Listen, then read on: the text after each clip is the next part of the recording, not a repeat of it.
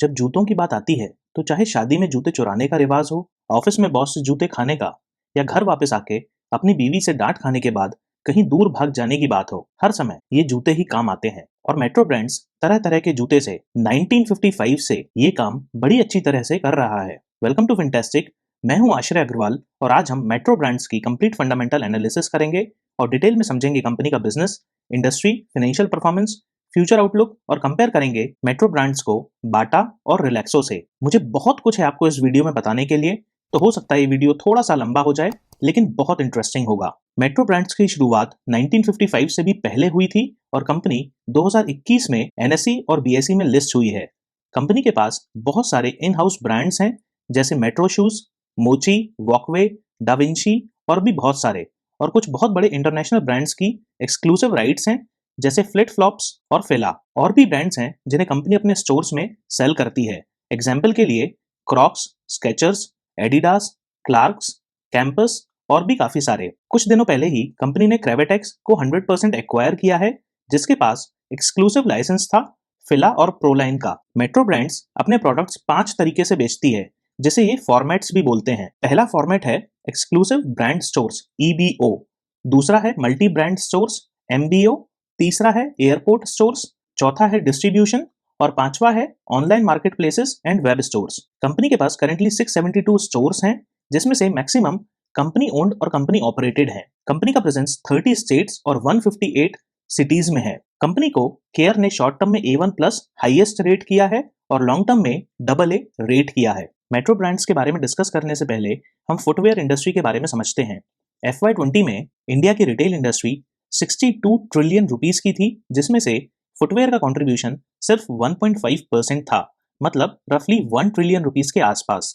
Estimated है कि FY25 तक फुटवेयर इंडस्ट्री 1.4 ट्रिलियन रुपीस को क्रॉस करेगी, जो कि एक वूपिंग 21% के CAGR की ग्रोथ है FY21 से FY25 के बीच में। अगर हम per capita footwear consumption India में देखें तो वो वर्ल्ड में लोएस्ट में से एक में से आता है, सिर्फ 1.9 pair of shoes per capita. ये इनफैक्ट पाकिस्तान से भी कम है, तो एक बहुत बड़ा हेडरूम ये दिखाती है इस इंडस्ट्री को ग्रो करने के लिए। वहीं अगर आप पर कैपिटा कंजम्पशन फुटवेयर का देखेंगे तो यूएसए का 8.1 पेयर्स पर कैपिटा है, वहीं जापान का 6.4, यूके का 6.2 है। तो ये बहुत ही ज्यादा है और वर्ल्ड का एवरेज भी 3.2 पे स्टैंड करता है। एस्टिमेटेड है कि FY25 तक इंडिया का पर कैपिटा कंजम्पशन 2 पेयर्स से लेकर 2.1 पेयर्स पर पर्सन तक हो जाएगा।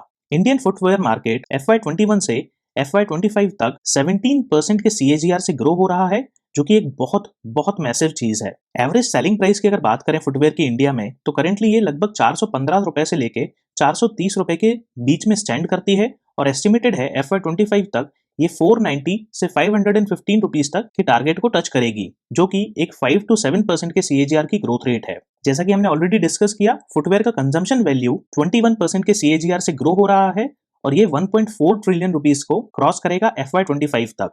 ऑर्गेनाइज्ड रिटेल प्लेयर्स का कंट्रीब्यूशन फुटवेयर इंडस्ट्री में कंटिन्यूसली इंक्रीज हो रहा है और करंटली ये 33% पे स्टैंड करता है और एक्सपेक्टेड है FY25 तक ये 38% को टच करेगा। सेगमेंट वाइज मार्केट कॉम्पोजिशन अगर देखें तो मास का कंट्रीब्यूशन FY15 में 62% पे था, जो कि FY20 में फॉल होके 56% पे पहुंचा और एक्सपेक्टेड है FY25 तक ये और फॉल होके 51% को पहुंचेगा। मास सेगमेंट मतलब बहुत सस्ते जूते और चप्पल। इकोनॉमी, मिड और प्रीमियम सेगमेंट का कंट्रीब्यूशन कंटिन्यूसली इंक्रीज हो रहा है।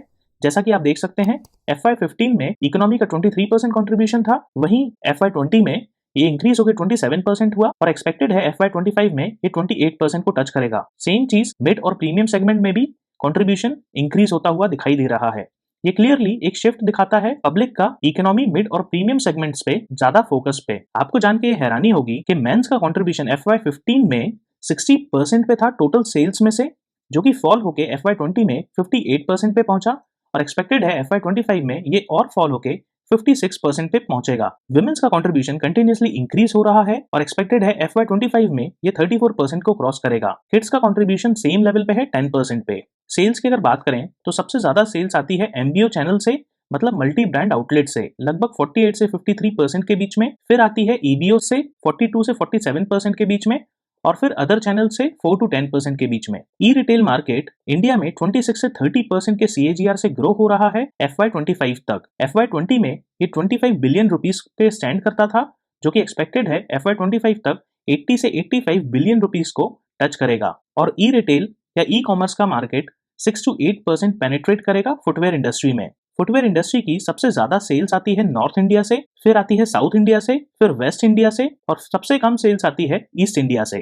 कुछ इंपॉर्टेंट ग्रोथ फैक्टर्स को अगर देखें तो rising income, urbanisation, rise of nuclear families, increase in premium product sales, easy payment options, organised players का बढ़ता हुआ पेनिट्रेशन, फॉरेन ब्रांड्स की इंडिया में एंट्री और ऑनलाइन शॉपिंग कुछ मेजर ग्रोथ फैक्टर्स हैं। अगर आपने ये मेरी लास्ट लाइन ध्यान से सुनी है तो आपके मन में एक क्वेश्चन जरूर आया होगा, राइजिंग न्यूक्लियर फैमिली से फुटवेयर कैसे ज्यादा बिकेंगे। ट्रेडिशनली ज्वाइंट फैमिली में बहुत सारे लोगों के फीट साइज सेम होते हैं, जिस वजह से फैमिली मेंबर्स आपस में ही एक दूसरे के फुटवेयर यूज कर लेते हैं और बिजनेसेस को इससे लॉस होता है। न्यूक्लियर फैमिलीज में ऑब्वियसली ऐसा नहीं हो पाएगा, है ना एकदम मजे की बात। चलिए मेट्रो ब्रांड्स की बिजनेस को समझते हैं। तो कंपनी के प्रोडक्ट्स का सेगमेंट क्लासिफिकेशन देखते हैं। मेट्रो शूज MBO चैनल से बिकते हैं, मल्टी ब्रांड आउटलेट से।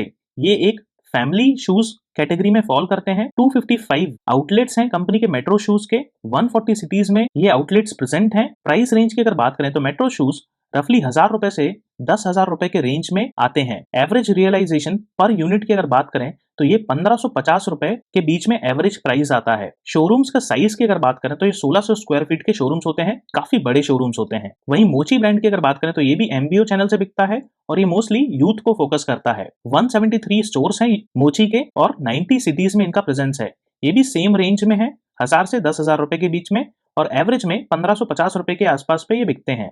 इनके भी शोरूम साइज काफी बड़े हैं। क्रॉक्स ऑब्वियसली एक प्रीमियम ब्रांड है, इसके बहुत ज्यादा शोरूम्स हैं, 185 शोरूम्स, 86 सिटीज में प्रेजेंस है। प्राइस रेंज की अगर बात करें तो 1500 से 6000 रुपए के बीच में क्रॉक्स बिकते हैं। एवरेज में 1800 रुपए का एक प्रोडक्ट बिकता है। क्रॉक्स के शोरूम काफी छोटे होते हैं, 600 स्क्वायर फीट के। वॉकवे एक वैल्यू और सस्ता प्रोडक्ट है जिसके 58 शोरूम्स हैं 41 सिटीज में। प्राइस रेंज की बात करें तो 350 से 3500 रुपए के बीच में इनके जूते बिकते हैं। 700 रुपए का एवरेज प्राइस है और बहुत बड़े शोरूम्स होते हैं 1350 स्क्वायर फीट के।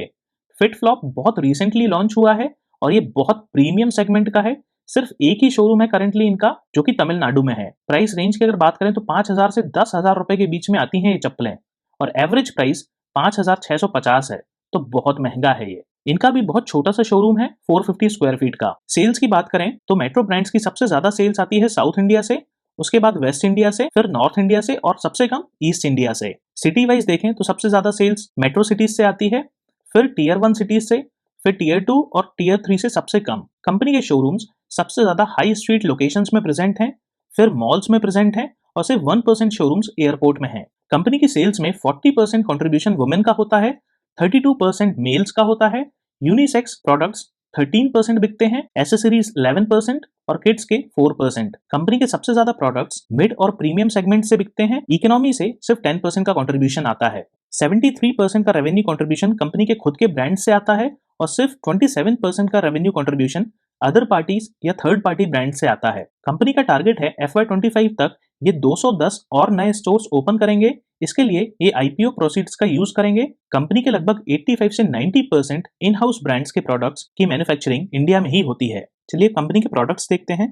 तो कंपनी के पास बहुत सारी कैटेगरीज में फॉल होने वाले ओन प्रोडक्ट्स हैं, जैसे कि मेट्रो शूज, मोची, वॉकवे, डाविंची, J14, विवाडो, कीमो और भी बहुत सारे, जो कि कैजुअल, फॉर्मल, स्पोर्ट्स और एसेसरीज में आते हैं। कंपनी थर्ड पार्टी ब्रांड्स भी बहुत सारे सेल करती है, जैसे Crocs, fit flops, Clarks, Skechers, Adidas, campus, zeolite, pro करके। इसमें से फिट फ्लॉप का कंपनी के पास एक्सक्लूसिव राइट है और करेंटली क्रेविटेक्स को एक्वायर करने के बाद कंपनी के पास फिला का भी एक्सक्लूसिव राइट है। कंपनी के प्रोडक्ट्स बहुत सारी कैटेगरीज में फॉल करते हैं, जैसे फुटवेयर में मेंस, वुमेन, किड्स, एसेसरीज में बैग्स, क्लचेस, वॉलेट्स, फुटकेयर, बेल्ट्स और शू केयर प्रोडक्ट्स। चलिए कंपनी के सेगमेंट्स का कंट्रीब्यूशन देखते हैं। तो FY20 से लेके FY23 के फर्स्ट हाफ तक कंपनी के ओन प्रोडक्ट्स का कंट्रीब्यूशन कंटिन्यूअसली इंक्रीज हो रहा है और करंटली ये 73% पे स्टैंड करता है। थर्ड पार्टी ब्रांड्स 27% सेल्स में कंट्रीब्यूट करते हैं। एवरेज प्राइस हमने जैसा देखा, सबसे महंगा प्रोडक्ट कंपनी का फिट फ्लॉप है, जो कि 5650 का एवरेज प्राइस पे बिकता है। ओवरऑल एवरेज प्राइस सारे प्रोडक्ट्स का देखें तो ये 1450 रुपए का आता है, जिस वजह से मेट्रो ब्रांड्स थोड़ा सा मिड सेगमेंट में फॉल करता है। कंपनी की सेल्स में मेंस का कंट्रीब्यूशन कंटिन्यूअसली फॉल हो रहा है और विमेन का कंट्रीब्यूशन ऑलमोस्ट सेम लेवल पे है 40% पे। यूनिसेक्स पे कंटिन्यूअसली इंक्रीज हो रहा है जिसमें मोस्टली क्रॉक्स आता है 13% के सेल्स पे, किड्स का 4% पे है और एसेसरीज रफली 10 से 11% पे स्टैंड करते हैं। कंपनी की 43% सेल्स 3,000 रुपए से ऊपर के प्रोडक्ट से आती है और 43% सेल्स 1,500 से 3,000 रुपए के प्रोडक्ट से आती है। बाकी के सस्ते प्रोडक्ट से सिर्फ 14% का सेल्स आता है। चलिए कंपनी के कुछ मार्जिन नंबर्स पे देखते हैं। तो revenue from operations and revenue पर स्क्वायर फीट पे एक बार कंपेयर करते हैं। तो FY22 के सेकंड क्वार्टर में और FY23 के सेकंड क्वार्टर में रेवेन्यू फ्रॉम ऑपरेशंस बहुत ज्यादा इंक्रीज हुआ है 325 करोड़ रुपीज से 476 करोड़ रुपीज तक। वहीं रेवेन्यू पर स्क्वायर फीट भी बहुत ज्यादा इंक्रीज हुआ है 3900 रुपीज पर स्क्वायर फीट से 4900 रुपीज पर स्क्वायर फीट तक। ग्रॉस प्रॉफिट और ग्रॉस मार्जिन में भी सेम चीज देखने को मिलती है। ग्रॉस प्रॉफिट 187 करोड़ रुपीज से इंक्रीज होके 273 करोड़ रुपीज को टच किया है और ग्रॉस मार्जिन रफली सेम लेवल पे हैं। EBITDA और EBITDA मार्जिन भी Q2 FY22 से काफी ज्यादा इंक्रीज हुए हैं 97 करोड़ रुपीज से 148 करोड़ रुपीज तक और मार्जिन भी काफी सिग्निफिकेंटली इंप्रूव हुए हैं 29.9% EBITDA मार्जिन से 31% के EBITDA मार्जिन तक। पैट थोड़ा सा डिफरेंट है। पैट ओवरऑल इंक्रीज हुआ है ईयर ऑन ईयर बेसिस पे 55 करोड़ रुपीज से 78 करोड़ रुपीज तक, लेकिन पैट मार्जिन थोड़े से फॉल हुए हैं Q2 FY22 के कंपैरिजन में। चलिए कुछ इंपॉर्टेंट रेशियोज भी देखते हैं। तो ROE और ROCE नंबर्स FY21 में बहुत ज्यादा फॉल हुए थे पैंडेमिक की वजह से, लेकिन ये वापस रिकवर हुए हैं और ROE करंटली 16.6% पे स्टैंड करता है। वहीं ROCE 17.8% पे, ऑल्दो ये पुराने 19 और 20 के लेवल्स पे नहीं आए हैं। ऑपरेटिंग कैश फ्लो भी अगर देखें तो पिछले 3 सालों से कंटिन्यूअसली फॉल हो रहा है, जो कि थोड़ा सा कंसर्निंग है। डिविडेंड पे आउट रफली सेम लेवल पे है 25 से 28% के बीच में। चलिए अब मेट्रो ब्रांड्स बाटा और रिलैक्सो को कंपेयर करते हैं। तो FY22 में मेट्रो ब्रांड्स ने 171 करोड़ रुपीस का फ्री कैश फ्लो जनरेट किया, वहीं बाटा ने इससे थोड़ा कम 164 करोड़ रुपीस का फ्री कैश फ्लो जनरेट किया। रिलैक्सो का नेगेटिव फ्री कैश फ्लो था। 5 इयर्स में अगर देखें तो ये 792 करोड़ रुपीस पे है मेट्रो ब्रांड्स पे। बाटा का 1423 करोड़ रुपीस का है, जो कि काफी ज्यादा है मेट्रो ब्रांड से। रिलैक्सो का मेट्रो ब्रांड से थोड़ा कम है 589 करोड़ रुपीस पे। 10 इयर्स पे हम कंपेयर नहीं करेंगे क्योंकि हमारे पास मेट्रो ब्रांड्स का डेटा नहीं है। डिविडेंड यील्ड मेट्रो ब्रांड्स की 0.27% है, जो कि काफी कम है और उसके लिए कंपनी ने अपनी अर्निंग्स में से 29% स्पेंड किया है। बाटा का भी रफली सेम डिविडेंड यील्ड है 0.22% का, लेकिन उसमें से कंपनी ने 694% अपनी अर्निंग्स का स्पेंड किया है, जो कि बहुत नेगेटिव है। रिलैक्सो का भी रफली सेम डिविडेंड यील्ड है, जिसके लिए कंपनी ने 27% अपनी अर्निंग्स में से स्पेंड किया है। तो यहाँ पे मेट्रो और रिलैक्सो लगभग सेम लेवल पे हैं डिविडेंड यील्ड के मामले में। चलिए अब कंपेयर करते हैं इनको sales growth, profit growth, stock price और रिटर्न ऑन इक्विटी के बेसिस पे। तो हम इन कंपनीज को 10 इयर्स पे जज नहीं करेंगे क्योंकि हमारे पास मेट्रो का 10 ईयर का डेटा नहीं है। 5 ईयर और 3 ईयर पे सेल्स मेट्रो की 9 और 4% के CAGR से ग्रो हुई है, वहीं बाटा की 5 और 3 ईयर्स पे -1 और -7% से फॉल हुई है। रिलैक्सो की 5 और 3 ईयर्स पे 10% और 5% से इंक्रीज हुई है। तो यहाँ पे रिलैक्सो थोड़ा सा बेटर है मेट्रो ब्रांड्स के कंपैरिजन में। प्रॉफिट ग्रोथ की बात करें तो 5 इयर्स पे मेट्रो ब्रांड्स का 19% के CAGR से ग्रो हुआ है, वहीं 3 इयर्स पे 12% पे। बाटा का प्रॉफिट ग्रोथ 5 इयर्स और 3 इयर्स पे नेगेटिव रहा है -11 और -33% के CAGR से। वहीं रिलैक्सो का 14% और 9% के CAGR पे है 5 इयर्स और 3 इयर्स के बेसिस पे।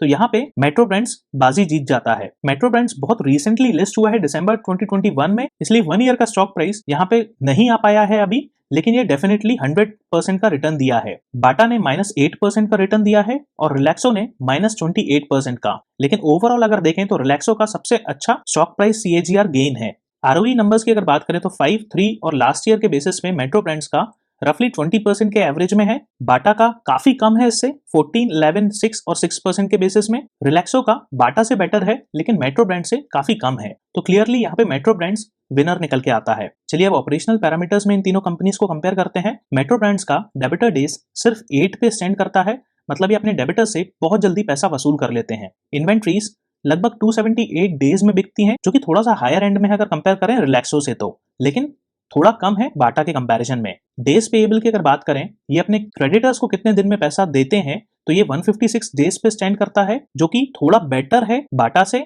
और बहुत बेटर है रिलैक्सो से। नोट करिएगा डेज पेएबल जितना ज्यादा उतना बढ़िया। Cash conversion cycle metro Brands की 131 डेज पे है, जो कि काफी कम है बाटा और रिलैक्सो से कंपेयर करें तो। वर्किंग कैपिटल डेज भी मेट्रो ब्रांड्स की बहुत कम है, 59 डेज पे, बाटा की 64 डेज पे है और रिलैक्सो की 82 डेज पे। ROCE नंबर सबसे अच्छे मेट्रो ब्रांड्स के हैं। तो क्लियरली यहाँ पे मेट्रो ब्रांड्स बहुत क्लियर विनर निकल के आता है। चलिए कुछ ब्रांड्स के बारे में बात करते हैं बाटा के। तो बहुत सारे ब्रांड्स है कंपनी के, ऑल्दो अगर मैं अपनी पर्सनल प्रेफरेंस बताऊं तो मुझे सिर्फ एक ही ब्रांड पसंद है, हश पपीज। बाकी मुझे कोई भी बहुत अच्छे नहीं लगते। रिलैक्सो ब्रांड्स की अगर बात करें तो इनके कोई भी मिड या फिर प्रीमियम सेगमेंट में फॉल नहीं करते, सभी ही प्रोडक्ट्स इनके इकोनॉमी सेगमेंट को केटर करते हैं। मैंने पर्सनली सिर्फ इनकी स्लीपर्स ट्राई की हैं और वो ठीक ठाक हैं। चलिए कुछ और पैरामीटर्स पे इन तीनों कंपनीज को कंपेयर करते हैं। तो करंट मार्केट प्राइस रिलैक्सो का 963 रुपीज पे है, बाटा का 1813 रुपीज पे, मेट्रो ब्रांड्स का 826 रुपीज पे। फेस वैल्यू रिलैक्सो की 1 रुपी है, बाटा की 5 रुपीज है, मेट्रो ब्रांड्स की भी 5 रुपीज है। पीई लेवल मेट्रो ब्रांड्स का सबसे कम है, जो कि बहुत अच्छी बात है। मार्केट कैपिटलाइजेशन लगभग तीनों ही ब्रांड्स की ऑलमोस्ट सेम लेवल पे है। क्वार्टरली सेल्स की अगर बात करें तो सबसे कम मेट्रो ब्रांड्स की है, उसके बाद रिलैक्सो आता है और सबसे ज्यादा सेल्स बाटा की है। लेकिन नेट प्रॉफिट की अगर बात करें तो सबसे कम प्रॉफिट रिलैक्सो का है, उसके बाद मेट्रो ब्रांड्स का और फिर बाटा का। ROE नंबर्स हमने ऑलरेडी देखा, मेट्रो ब्रांड्स का सबसे अच्छा है और ROCE भी सबसे अच्छा मेट्रो ब्रांड्स का है। EV पे EBITDA वैल्यूएशन पे भी अगर देखें तो सबसे चीप वैल्यूएशन पे मेट्रो ब्रांड्स ही है। एनुअल सेल्स पे भी अगर बात करें तो मेट्रो ब्रांड्स की सबसे कम एनुअल सेल्स है 1832 करोड़ रुपीस पे, उसके बाद रिलैक्सो आता है, फिर बाटा। लेकिन अगर प्रॉफिट की बात करें तो सबसे ज्यादा प्रॉफिट एनुअल बेसिस पे मेट्रो ब्रांड्स का है 344 करोड़ रुपीस, उसके बाद आता है बाटा और फिर सबसे कम पे है रिलैक्सो। डेट टू इक्विटी की अगर बात करें तो रिलैक्सो के पास सबसे कम डेट है, उसके बाद मेट्रो ब्रांड्स के पास और बाटा के पास लगभग सेम लेवल पे है मेट्रो ब्रांड्स जितना। 5 ईयर सेल्स ग्रोथ जैसा हमने ऑलरेडी देखा सबसे अच्छी रिलैक्सो की है, उसके बाद मेट्रो ब्रांड्स की। लेकिन 5 ईयर प्रॉफिट ग्रोथ में सबसे अच्छी मेट्रो ब्रांड्स की है, फिर रिलैक्सो की। नेट प्रॉफिट मार्जिन अगर देखें तो सबसे अच्छे मेट्रो ब्रांड्स के हैं 15.8% पे। तो क्लियरली मेरे हिसाब से मेट्रो ब्रांड्स यहाँ पे बाटा और रिलैक्सो को बीट करता है। चलिए मेट्रो ब्रांड्स की बैलेंस शीट पे एक नजर डालते हैं। रिजर्व्स और सरप्लस कंपनी के पास 1102 करोड़ रुपीस के हैं। बोरोइंग्स में अगर देखें तो लीज लायबिलिटी कंपनी के पास 692 करोड़ रुपीस की है, जो कि बहुत ज्यादा है और थोड़ा सा कंसर्निंग है। ट्रेड पेएबल्स भी पिछले साल के कंपैरिजन में थोड़े से इंक्रीज हुए हैं। फिक्स्ड एसेट्स की अगर बात करें तो ये भी बहुत ज्यादा इंक्रीज हुए हैं FY21 के कंपैरिजन में। ओवरऑल एसेट्स काफी ज्यादा सिग्निफिकेंटली इंप्रूव हुए हैं FY21 के कंपैरिजन में। क्वार्टरली इनकम स्टेटमेंट अगर देखें कंपनी की तो पिछले 4 क्वार्टर में ईयर ऑन ईयर बेसिस पे total revenue, operating profit, profit before tax और नेट प्रॉफिट और EPS continuously year on year basis पे बहुत तेजी से इंक्रीज हो रहा है, जो कि बहुत अच्छी बात है। सेम चीज देखने को मिलती है एनुअल इनकम स्टेटमेंट में भी। सिर्फ एक FY21 को कोविड पैंडेमिक की वजह से इग्नोर कर दिया जाए तो पिछले 10 सालों में continuously year on year basis पे रेवेन्यूज बहुत तेजी से इंक्रीज हो रहे हैं। सेम चीज operating profit, profit before tax और प्रॉफिट आफ्टर टैक्स में भी देखने को मिलती है। चलिए कैश फ्लो स्टेटमेंट भी देखते हैं कंपनी की। तो FY22 में cash from operating activities 218 crore rupees पे स्टैंड करता था, जो कि थोड़ा सा फॉल हुआ था FY21 के कंपैरिजन में। ये इन्वेंट्री इंक्रीज होने की वजह से फॉल हुआ था, जो कि घबराने की बात नहीं है। ओवरऑल प्रॉफिट फ्रॉम ऑपरेशंस अगर देखें तो FY21 को छोड़ के कंटिन्यूअसली हर साल प्रॉफिट्स इंक्रीज हो रहे हैं। इन्वेस्टिंग एक्टिविटी में कंपनी ने 299 करोड़ रुपीस खर्च किए हैं FY22 में, जिसमें से 300 करोड़ रुपीस के इन्वेस्टमेंट परचेज किए हैं, 354 करोड़ रुपीस के पुराने इन्वेस्टमेंट्स को सेल किया है, 48 करोड़ रुपीस के फिक्स्ड एसेट्स परचेज किए हैं और 312 करोड़ रुपीस की FD लॉन्ग टर्म में परचेज की है। फाइनेंसिंग एक्टिविटी से कंपनी ने 118 करोड़ रुपीस जुगाड़े हैं, जिसमें से 292 करोड़ रुपीस IPO के लॉन्च से मिले हैं, 71 करोड़ रुपीस का डिविडेंड पे किया है और 104 रुपीस की फाइनेंशियल लायबिलिटीज है कंपनी पे। नेट कैश फ्लो कंपनी का 38 करोड़ रुपीस से इंक्रीज हुआ है FY22 में। चलिए कंपनी के फोरकास्ट पे एक नजर डालते हैं।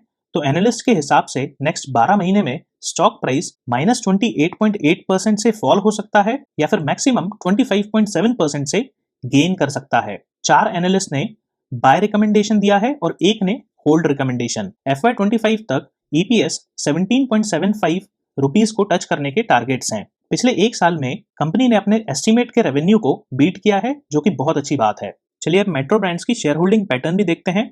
तो प्रमोटर्स के पास 74.25% की शेयर होल्डिंग है, जो कि ऑलमोस्ट कंसिस्टेंट है पिछले 4 क्वार्टर से। FIIs का 3.28% का कंट्रीब्यूशन है और DIIs 4.73% होल्ड करते हैं। पब्लिक के पास 17.73% की शेयर होल्डिंग है, जिसमें से अकेला राकेश झुनझुनवाला जी की फैमिली के पास 14.43% की शेयर होल्डिंग है। तो रफली सिर्फ 3% के आसपास की पब्लिक शेयर होल्डिंग बच जाती है। दोनों ही म्यूचुअल फंड्स और एफआईआईस ने अपना स्टेक इंक्रीज किया है इस क्वार्टर में और नंबर ऑफ एफआईआईस और म्यूचुअल फंड्स भी इंक्रीज हुए हैं। चलिए अब कंक्लूड करते हैं। अगर आपको ये मेरी रिसर्च पसंद आई है तो प्लीज मेरे चैनल को सब्सक्राइब करें और वीडियो को लाइक करें। जनरली कंज्यूमर गुड्स वाली कंपनीज को एनालाइज करने का सबसे अच्छा तरीका है आपके 10 फ्रेंड्स से पूछें उन्हें उस सेगमेंट में किस कंपनी के प्रोडक्ट्स ज्यादा पसंद आते हैं। एग्जाम्पल के लिए फुटवेयर मार्केट में अगर 10 फ्रेंड्स में से 7 लोग बोलते हैं मुझे क्लार्क्स, फिला, क्रॉक्स, मोची, स्केचर्स के शूज पसंद आते हैं तो बेस्ट मेट्रो ब्रांड्स है। और फ्रेंड्स अगर बोलते हैं कि उन्हें ट्रेडिशनली बाटा के शूज ही ठीक लगते हैं और ओकेशनली हश पपीज बाय करते हैं तो बाटा बेटर है। सेम एक्सपेरिमेंट आपको रिलैक्सो के साथ भी करना है। पर्सनली मुझे मेट्रो ब्रांड्स के काफी सारे ब्रांड्स काफी पसंद हैं और उन्हें मैं यूज भी करता हूं तो मेरे लिए वही बेटर है। अब आपको बाकी के 9 फ्रेंड्स से पूछना है।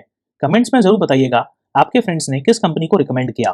फुटवेयर इंडस्ट्री एक ऐसी इंडस्ट्री है जहां आपको एकदम से सेल्स या फिर प्रॉफिट इंक्रीज होता हुआ नहीं दिखेगा। एक बहुत स्लो ग्रोइंग इंडस्ट्री है और उस हिसाब से फाइनेंशियली मेट्रो ब्रांड्स सबसे बेस्ट पोजीशन पे है। बस एक लीज लायबिलिटी है जो थोड़ा सा कंसर्निंग है। फ्रेंचाइजी बिजनेस में मोस्टली लीज लायबिलिटी बढ़ने से प्रॉफिटेबिलिटी हिट होती है। मेरे पर्सनल ओपिनियन से कंपनी को थर्ड पार्टी ब्रांड्स की एक्सक्लूसिव राइट्स परचेज करने का ट्राई करना चाहिए।